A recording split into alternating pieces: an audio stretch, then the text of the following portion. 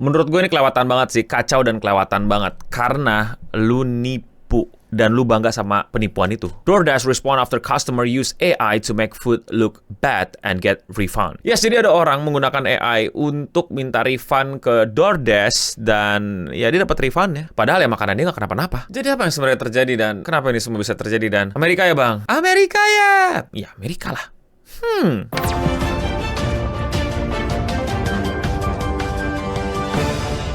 A TikToker has come under fire after claiming she used ChatGPT to get refund on her DoorDash order, with the food delivery app even responding to her. Jadi dekat-dekat ini ada seorang konten kreator yang dengan bangganya, I don't understand why people upload this thing, man. Ngasih tahu bahwa dia menggunakan ChatGPT untuk menipu DoorDash untuk dia bisa dapat refund. Oke, jadi buat yang belum tahu, DoorDash ini kayak mesen makanan online gitulah dan akan dianterin sampai tempat lo. Dan seperti yang kita punya juga, lu di sini bisa minta refund, minta komplain kalau misalnya pesanan lu itu bermasalah, which is a very good system dan gue sangat suka itu ada karena ya kadang ada sialnya gitu. Gue pernah dapat sial kayak salah pesenan atau lupa dipesenin atau ya isinya jadi kurang baik dan lain-lain, dan gue sering menggunakan fitur itu dan selalu mendapatkan hal yang baik juga karena ya ini buat gue nggak bener gitu loh. Oh, gue juga pernah makanan yang nggak diantar terus tahu-tahu diselesain lah. Kemana itu makanan? Gak tahu. Sampai sekarang gue nggak tahu tuh makanan pesanan gue kemana, yang pasti gue komplain duluan lah. Dan gue akan sangat sarankan lu pada komplain ya kalau memang apa yang lu dapatkan itu tidak sesuai. Tapi gue bukan orang yang kayak lebay gitu ya. Sumpah gue tuh kalau kayak bahkan ya kalau lu sadar mungkin lu nggak setuju sama gue, tapi gue tuh kadang kalau mesen makanan yang maaf bahasanya pinggir jalan dan tiba-tiba nemu rambut, gue kayak ya udah nggak gue makan rambutnya, kayak ya udah gitu loh.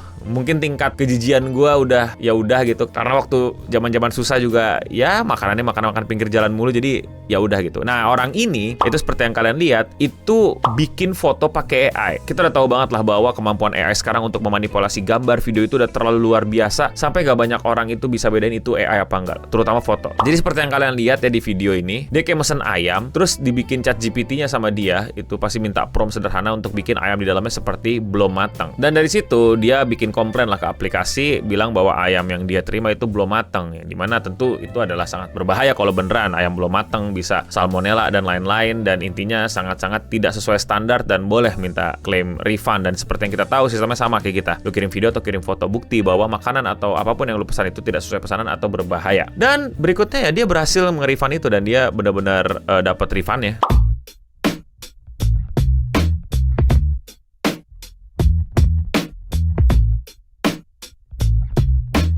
Shout out to ChatGPT gitu, kayak I don't know man, American people is just weird. Lu tau gak, bahkan sampai DoorDash itu komen di videonya gitu, oops, should have blocked us. Artinya kayak lu harusnya blok kita gitu biar kita nggak lihat, kita malah dapat lihat. Dan ya mungkin gampang lah untuk aplikasi DoorDash ini nge-track dia mesen di mana, rekamannya kapan dan lain-lain, dan intinya mungkin akun dia ke-ban dan lain-lain. Ya karena apa? Karena dia bodoh untuk ngupload ini ke sosial media. Ngapain lu upload? Tapi ya bagus lah emang orang bodoh ini ada untuk menunjukkan sendiri kebodohannya dan mendokumentasikan sendiri kebodohannya gitu. That's why I love internet. Sometimes orang-orang tuh kayak terlalu bodoh untuk berbuat kriminal dan penjahat terus sama dia di-upload juga gitu. Gue suka tuh kata Will Smith gitu. Gue juga dulu goblok banget pas kecil gitu loh, pas masih bocil-bocil kayak kalian nonton nih. Cuman gue gak upload aja kegoblokan gue. Tapi kita udah mulai sideways, kita balik lagi ke pembahasan utama yang menurut gue ini benar-benar ya jatuhnya kriminal sih, penipuan dong. Walaupun ya cuma $40. Berapa sih $40 sekarang dengan rate rupiah yang sekarang berapa sih? Aduh, udah ngeri liatnya. Pokoknya ya gitulah. Karena di berbagai macam aplikasi, nggak semua tapi biasanya ya ini bakal merugikan restoran ya, bakal merugikan yang nganternya gitu loh. Karena yang nanggung kerugiannya nggak 100% perusahaan deh setahu gue. Ya nggak sih? Correct me if I'm wrong. Ya mungkin ada yang terlalu baik sampai mau nanggungin 100%, but I don't think hal-hal kayak gini ditanggung 100% oleh perusahaan. Enggak. Dia kan cuma pihak ketiga gitu. Pasti restoran atau pengantara ini yang kena. Dan lu yang bohong dapat untungnya. Menggunakan AI untuk menipu, manipulasi data dan memberikan informasi palsu sehingga lu bisa dapat duit lu balik dan lu tetap makan gratis gitu, kayak yay, what?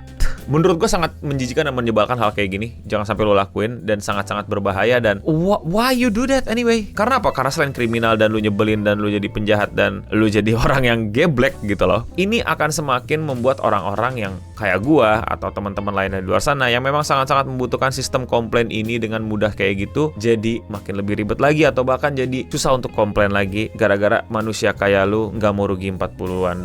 I mean, come on man, kenapa sih orang-orang ngelakuin ini bahaya gitu loh. Komen-komennya aja pada ngamuk gitu kan. This get people fired by the way. Yes, artinya adalah orang bakal kena pecat gara-gara ini. Yang kita tahu bahwa ini adalah kesalahan yang fatal, apalagi dalam bisnis food and beverage. Kalau di Amerika itu cukup ketat setahu gue di berbagai macam state. Kalau misalnya ada kayak gini, selain restorannya bisa kena ban dari aplikasi DoorDash, ya restorannya mesti semacam figuring out dong. Ini salah siapa yang tadi ngegoreng jam segini gitu loh. Terus ditanya, aku bang gitu, Alejandro gitu, gua gitu kan. Terus Alejandro dipecat gitu. Lah kenapa? Lu ngegoreng nggak mateng. Terus Alejandro bilang, kagak, gue goreng mateng. Ini buktinya ada orang komplain gorengnya nggak mateng gitu. Tapi Alejandro nggak bisa buktiin karena Alejandro nggak ngerekam dan nggak nge-GoProin selama ngegoreng gitu. CCTV juga nggak bisa ngebuktiin kalau misalnya Alejandro ini ngegorengnya bener dan lain-lain. But someone get fired pasti gara-gara ini, gara-gara restorannya jadi mesti refund dan lain-lain. Karena kenapa? Karena ada orang medit $40 nggak mau keluar buat makan. Bro, why you so medit bro? Why are you doing this and ruining it for the rest of us when we actually have problem with the food? Ini tadi seperti udah gue singgung ya. Giliran nanti kita pernah masalah beneran dapat makanan yang bener-bener nggak proper, malah jadi kacau balau dan ribet gitu loh. Karena ada orang-orang medit yang nggak mau bayar $40 buat makanannya yang dia nikmatin sendiri, dan habis itu dia terlalu bodoh, dan habis itu direkomendasikan. Dan shout out to ChatGPT, akhirnya gue bisa memanipulasi, gue nggak bisa Photoshop, gue nggak bisa ngedit, gue nggak bisa gambar. Jadi gue apain ya? Oh ya, gue akan kriminal. Why y'all acting like $30 gonna affect a $1 billion company? Cause I do this too. Jadi orang ini bilang, kenapa sih lu pada berisik ribut? Ini kan cuma $30 buat multi-billion dollar company, ini mah biasa aja gitu. Kayak what? Ini ada logika yang menurut gua ngaco banget, dan jangan sampai lu pada tendem di kepala lu gitu ya. Ya elah, lu kan orang kaya, lu rugi 2.000 dikit nggak apa-apa dah. Ya elah, lu kan banyak duit, udah kerja, lu rugi 1.000-2.000 goceng nggak apa-apa lah. Ya lu kan anak orang kaya, lu 3.000 dikit nggak apa-apa lah. Ya emang gak apa-apa kalau misalnya 3.000, 2.000, 1.000 itu, 10.000, 100.000 itu ke sesuatu yang emang kita mau. Iya kan? Sekarang deh lu pada kan paling banyak komplain sama tukang parkir gitu kan. Ada tuh keributan di TikTok tuh, 1.000, 2.000 tidak akan membuat Anda miskin. Iya, tapi 1.000, 2.000 kami membuat Anda kaya raya, karena bukan satu orang yang Anda mintain, setiap orang yang lewat sini. Yang lainnya kerja capek-capek, dibawa UMR, pas-pasan UMR, udah kena budget transport, kena budget bensin, kenain pajak, masih ditagih 2.000, 1.000. Gak apa-apa lah kan lu udah kerja, gak apa-apa kan lu udah punya duit. Meanwhile orang itu yang ngumpul dan ngomongin kayak gitu udah bisa dapat keuntungan sebesar-besarnya tanpa harus bayar pajak, bro. Kalau misalnya emang dia ngakunya bayar pajak, gue gak ngerti sih bayar pajaknya gimana. Gue ngomongin yang liar ya, gue ngomongin yang tidak terdaftar, gue ngomongin yang ilegal.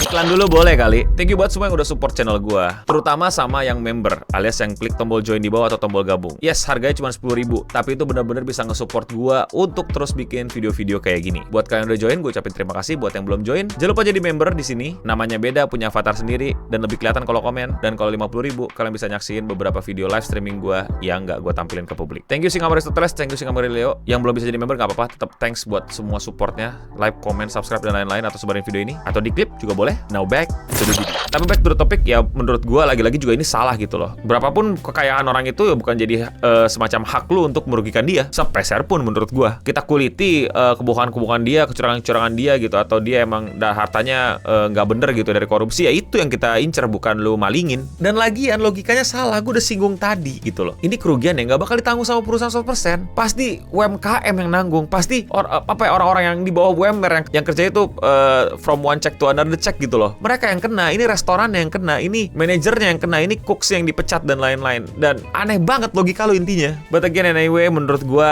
jangan sampai hal ini terjadi di Indonesia. Jangan sampai lu pada mikir kayak gini, dan segera sistem disiapkan untuk semacam hati-hati yang kayak gini. Di kita banyak banget kan tuyul fiktif segala macam, orderan fiktif dan lain-lain. Jangan nambah penyakit yang kayak gini. Bahaya AI semakin terlihat, semakin nggak bener. Lu pada pecat orang-orang banyak buat AI ya, bikin orang-orang lay off. Sekarang lu mesti hire orang baru lagi untuk ngurusin kelakuan orang-orang yang manfaatin AI untuk ngerjain lu. Ayo lo. Nah itu kritik gue buat multi-billion dollar company itulah. Tapi kalau menurut kalian bagaimana? Pernahkah kalian mengalami ini? Pernahkah kalian menemukan yang kayak gini? Dan please teman-teman, udah banyak banget manipulasi generatif AI yang berkeliaran, bahkan merugikan orang lain. Gak cuma perusahaan-perusahaan gede, tapi orang-orang sekitar kita. Please use it wisely. Udah lo bikin meme aja, lo meme Mr. Boobs, Mrs. Boobs aja itu sama Mr. Pinas kucing itulah, daripada yang kayak gini-gini bahaya. Tapi kalau menurut kalian bagaimana? Kritik kalian bagaimana?